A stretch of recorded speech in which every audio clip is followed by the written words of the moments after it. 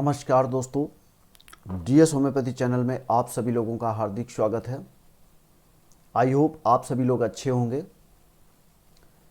आज एक नए टॉपिक के साथ मैं आपके समक्ष हाजिर हूँ और आज हम एक ऐसी डिजीज़ या ऐसी बीमारी के बारे में हम बात करना चाहेंगे जो हर 6 महीने में ये आप लोगों को देखने को मिलती है और इसमें अगर फैमिली के एक मेंबर को अगर होती है तो फैमिली के और भी मेंबर्स को हो जाती है, या जो भी और टच में आते हैं उनको भी ये हो जाता है। तो हम आज टॉपिक का नाम है पॉक्स।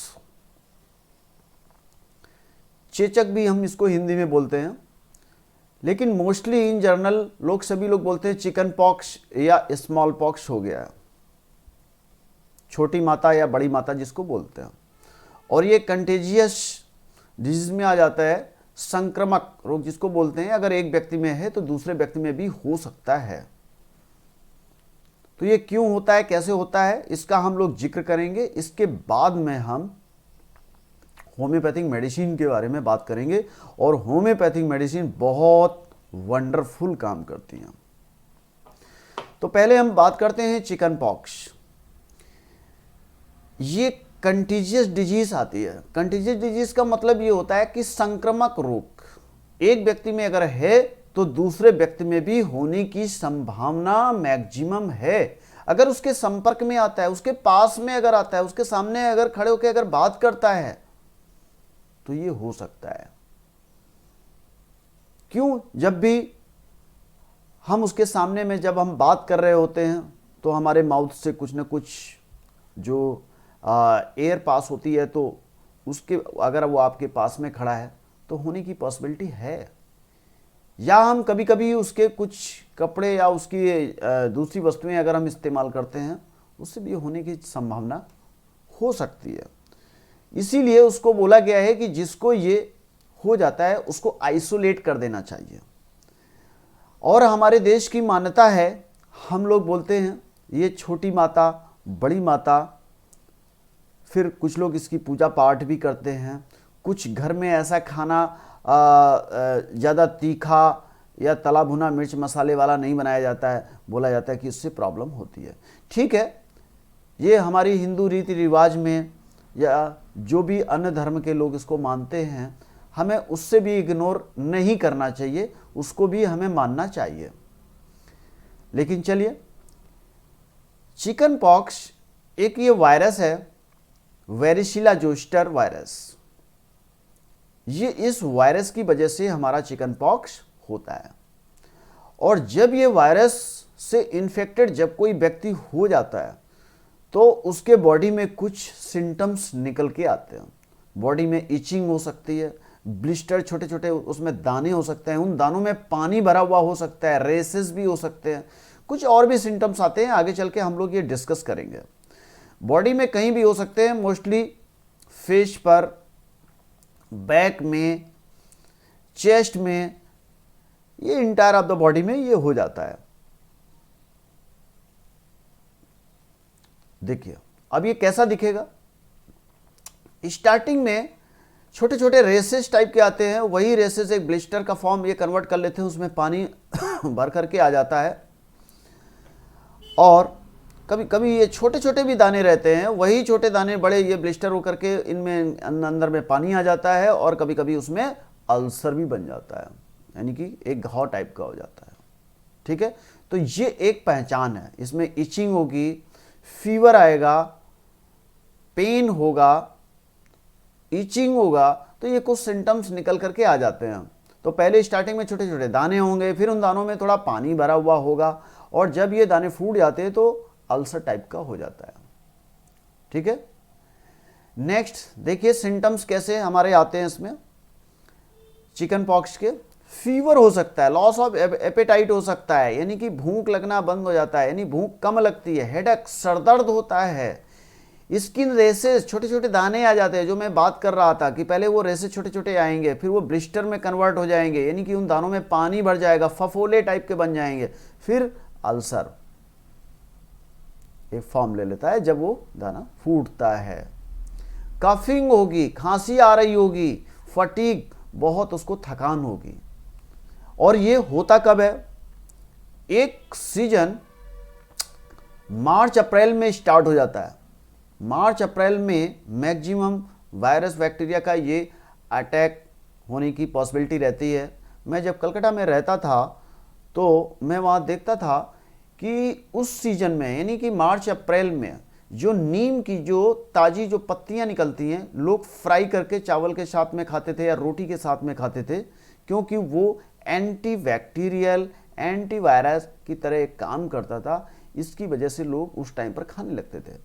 तो दोस्तों याद रखिएगा, ये एक मार्च अप्रैल के टाइम होता है और दूसरा सितंबर अक्टूबर के टाइम में। कुछ लोग ये कहते हैं कि लाइफ में एक ही बार निकलता है, किसी किसी के मैंने देखा है कि 1 से 2 बार नहीं 3 बार भी निकला है। उस कंडीशन में भी ये हो सकता है और इसमें बहुत तकलीफ भी होती है। आगे चलेंगे तो प्रिकॉशन के लिए ये याद रखिएगा कि कुछ हमारी होम्योपैथिक मेडिसिन है, अगर वो रख लेंगे एक बार मार्च के महीने में और एक बार सितंबर अक्टूबर के महीने में, 2 से 3 दिन या 4 दिन, मैक्सिमम 1 वीक अगर हम अपने बच्चे को या फैमिली मेंबर्स को दे देंगे तो चिकन पॉक्स या स्मॉल पॉक्स होने की संभावना नहीं रहेगी।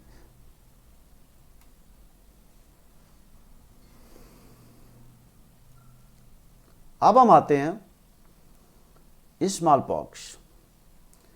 ये भी एक्यूट कंटेजियस में आता है। कंटेजियस का मतलब यहां पर है संक्रामक रोग, लेकिन मोस्टली ये देखा गया है कि चिकन पॉक्स 90% लोगों को होता है, 90-95% तक होता है स्मॉल पॉक्स, जिसको हम लोग ये चेचक बोलते हैं। ठीक है, तो उसमें एक माइनर एक मेजर।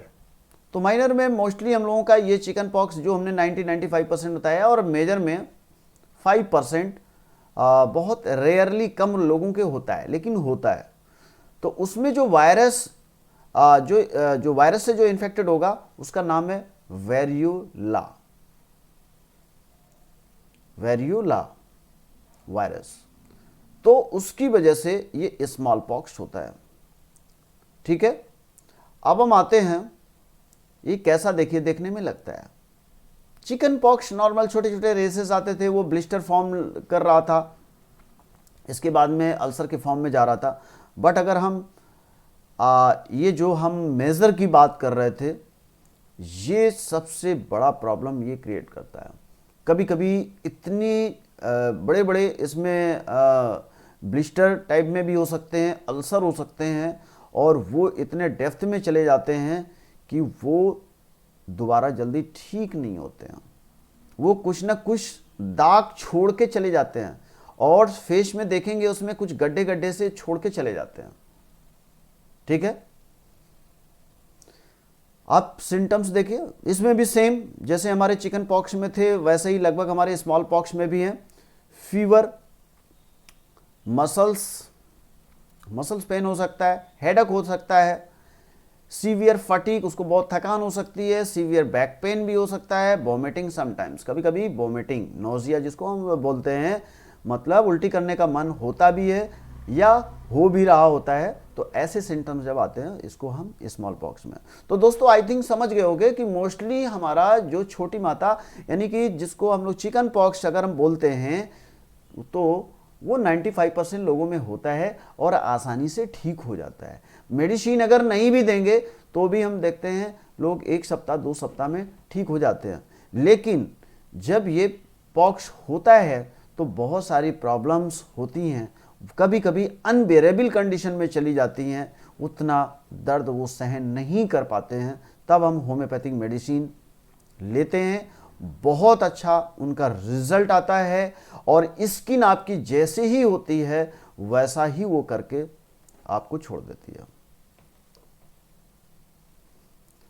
आइए अब हम अपने इस किट के बारे में, मेडिसिन के बारे में जिक्र करते हैं। बहुत इफेक्टिव मेडिसिन है, वो चाहे आपका चिकन पॉक्स हो या स्मॉल पॉक्स हो या छोटी माता हो या बड़ी माता हो, जिसके भी नाम से हम लोग ये जानते हैं, तो हम इस पे पहले जिक्र करते हैं एज ए प्रिवेंटिव।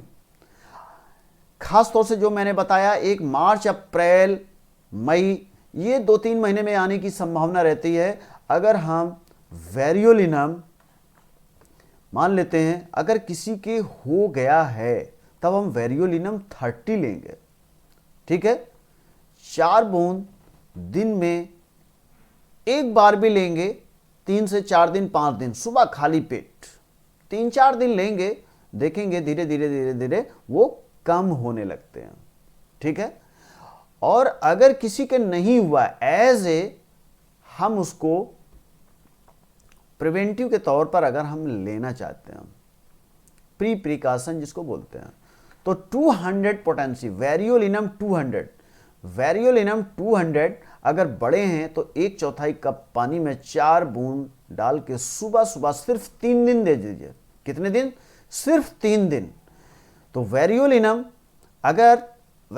200 अगर किसी को नहीं हुआ है तो वेरियोलिनम 200 4 बूंद 1/4 कप पानी में डाल के दे देंगे। इसके साथ साथ फेरमफॉस कालीम्यूस 6x, ये फर्स्ट स्टेज में या एज ए प्रिवेंटिव के तौर पर हम ले सकते हैं। जिसको नहीं हुआ है वो भी ले सकते हैं, जिसको हो गया है वो भी ले सकते हैं। तो इसमें फेरमफॉस और कालीम्यूर ये इनऑर्गेनिक साल्ट हैं बायोकेमिक के, ये हम ले लेंगे। ज़्यादा नहीं, 15-15 ग्राम बनवा लीजिए, नहीं तो 25 ग्राम की ये सील्ड पैक सी आती है, ले लेंगे।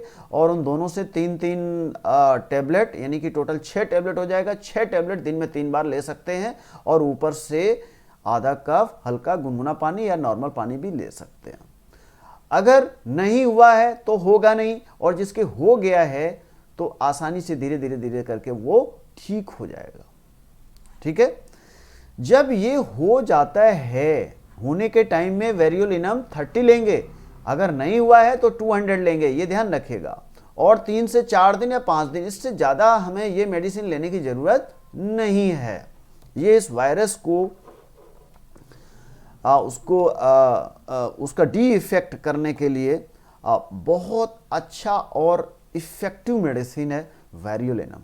ठीक है, नेक्स्ट है रशटॉक्स। जब ये छोटी माता या बड़ी माता होने के बाद में आप देखेंगे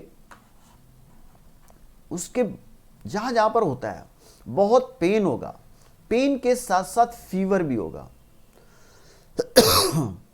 तो जब पेन एंड फीवर होगा तो उसमें हमारी रशटॉक्स मेडिसिन बहुत इफेक्टिव है।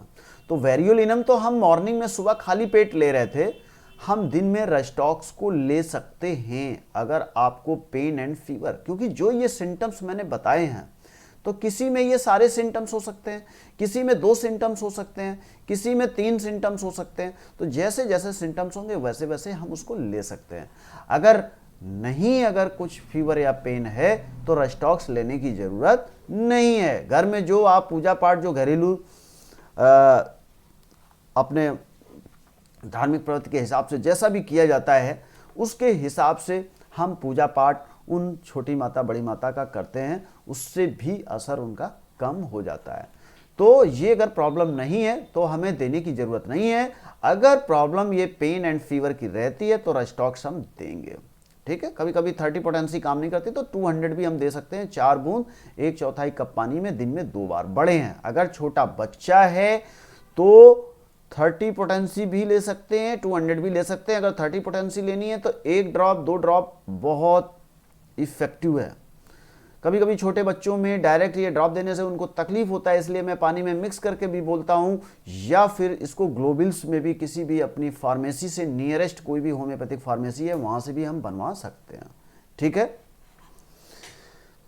अगर जब वो होने के बाद कुछ वो दाग छोड़ के चला जाता है, तो जब वो दाग छोड़ के चला जाता है, जो ब्लिस्टर रहते हैं जिनमें पानी उन दानों में बढ़ जाता है, जब वो दाने सूख जाते हैं तो वहाँ की स्किन निकल जाती है ड्राई होकर के और स्किन साफ होती है और वो एक दाग छोड़ के जाती है। उन दाग को ठीक करने के लिए एंटियम क्रूड 30 बहुत अच्छी मेडिसिन है, वहाँ पर स्पॉट छोड़ के जाता है।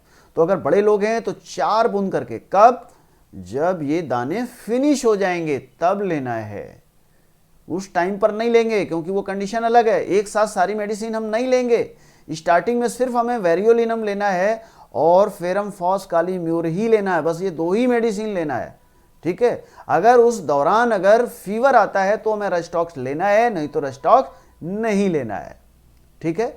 और जब ये कंप्लीटली ठीक हो जाएगा, ठीक होने के बाद में जब वो दाग छोड़ के जाता है, उन दाग को ठीक करने के लिए हम इस्तेमाल करते एंटियम क्रूड। Wonderful remedy. 4 बूंद करके 1/4 कप पानी में दिन में 3 बार, 4 से 5 दिन, 6 दिन या मैक्सिमम 1 वीक लेंगे, देखेंगे हमारी स्किन जैसी थी वैसी ही स्किन फिर हमारी हो जाती है, ठीक है। नेक्स्ट एक मेडिसिन है यूपेटोरियम पर्फ। कभी कभी क्या है, फीवर हमारा रेस्टॉक्स से अगर मेकअप नहीं होता, कवर नहीं हो पाता, तो Eupatorium पर्फ is very very effective medicine. अगर बड़े लोग हैं तो हम 200 छोटों में भी दे सकते हैं, लेकिन मोस्टली हम लोग 30 पोटेंसी दे देते हैं, उससे भी ठीक हो जाता है। लेकिन इसका हायर पोटेंसी, जो मेरा एक्सपीरियंस है, वो हायर पोटेंसी अच्छा काम करता है, चाहे रेस्टॉक्स का ले लें या फिर यूपेटोरियम पर्फ का। वेरियोलिनम में मैंने 200 लिखा नहीं है, बट 200 ही मोस्टली हम लोग देते हैं, ठीक है, क्योंकि 30 मोस्टली हम तब देते हैं जब ये हो जाता है, होने के दौरान। और अगर होने से पहले लेना है तो 200 पोटेंसी लेंगे, बहुत अच्छा काम करती है।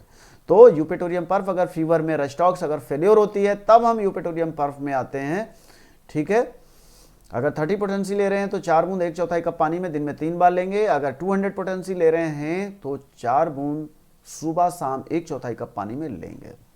नेक्स्ट एक, जैसी हमारी वेरियोलिनम हमारी काम मेडिसिन करती है, वैसी है वैक्सीनिनम एक 200। एज ए प्रिवेंटिव के तौर पर हम उसको भी ले सकते हैं। 4 बूंद सुबह खाली पेट 1/4 कप पानी में। अगर बड़े लोग हैं 3 दिन लेंगे, 3 दिन के बाद में लेने की जरूरत नहीं है। बट उसके साथ साथ हम फेरम फॉस और कालीम्यूस 6x पोटेंसी 6 टेबलेट करके, 3 टेबलेट कालीम्यूस 6x की, 3 टेबलेट फेरम फॉस 6x की मिला करके लेंगे, यानी कि टोटल 6 टेबलेट दिन में 3 बार, ऊपर से 1/4 कप पानी पी लेंगे, वो सलाइवा के साथ में जब डिसॉल्व हो जाएगा, मिक्स हो जाएगा, ठीक है। आई थिंक ये जो मैंने चिकन पॉक्स और स्मॉल पॉक्स के लिए, छोटी माता और बड़ी माता के लिए जो ये हमने होम्योपैथिक की जो मेडिसिन बताई हैं, आपको अच्छे से समझ में आ गई होंगी। फिर भी अगर समझ में नहीं आती हैं तो हमारे कमेंट्स में आप जरूर डालिएगा। डिस्क्रिप्शन में हमारा फ़ोन नंबर भी दिया हुआ है। फिर भी कोई डाउट होता है तो आप फ़ोन या कॉल्स कर सकते हैं या व्हाट्सएप पर मैसेज डाल सकते हैं। तो आई होप आपको बहुत अच्छे से समझ आया होगा। इसको ज़रूर आप ये मेडिसिन आप रखिएगा, क्योंकि छोटे बच्चों में, बड़े बच्चों में ये होने की संभावना मैक्सिमम 2 सीजन में रहती है। 1 मार्च अप्रैल मई के आसपास होती है और 1 सितंबर अक्टूबर के आसपास होती है। तो ये हर 6 महीने में ऐसी पॉसिबिलिटी है। और ऐसा मत सोचिएगा कि एक बार हुआ है तो दोबारा नहीं होगा। किसी किसी के 2 बार 3 बार भी होता है। हाँ, होम्योपैथी में माना जाता है अगर ये डिजीज़ लाइफ में अगर एक बार होती है तो उससे रिलेटेड कुछ स्किन डिजीज़ को भी कंप्लीटली क्योर कर देता है। उसकी एक थ्योरी, उसका कॉन्सेप्ट एक अलग है। वो किसी आप होम्योपैथ, जो आपके नज़दीकी होम्योपैथ है, उससे आप संपर्क करके आप लेंगे तो वो आपको बताएगा। और फिर भी अगर डाउट है इन मेडिसिन के बारे में तो जो भी नियरेस्ट आपके पास होम्योपैथी का कोई डॉक्टर है तो उससे एडवाइस लेके ही मेडिसिन आप लीजिएगा। या हमारे डिस्क्रिप्शन बॉक्स में हमारा कॉन्टैक्ट नंबर दिया हुआ है, व्हाट्सअप नंबर दिया हुआ है, तो आप वहाँ भी कर सकते हैं। हम आपका डाउट जरूर क्लियर करेंगे। आई थिंक ये बहुत अच्छे से समझ में आया होगा। तो थैंक यू सो मच। और दूसरा, अगर हमारे चैनल में लोग जो अगर ये पहले आए हुए हैं, पहली बार आए हुए हैं, हमारा वीडियो अगर अच्छा लगा है तो हमारे चैनल को जरूर सब्सक्राइब करें, शेयर करें, लाइक करें, कमेंट्स अपना डालना मत भूलिएगा। और आप लोग मुझे बहुत प्यार दे रहे हैं। और फिर भी अगर आपको कोई टॉपिक लगता है कि इस टॉपिक का वीडियो होना चाहिए, हम जरूर डालेंगे, वो हमारे कमेंट्स बॉक्स में आप जरूर डाल दीजिएगा। Again thank you so much. जय हिंद, जय भारत।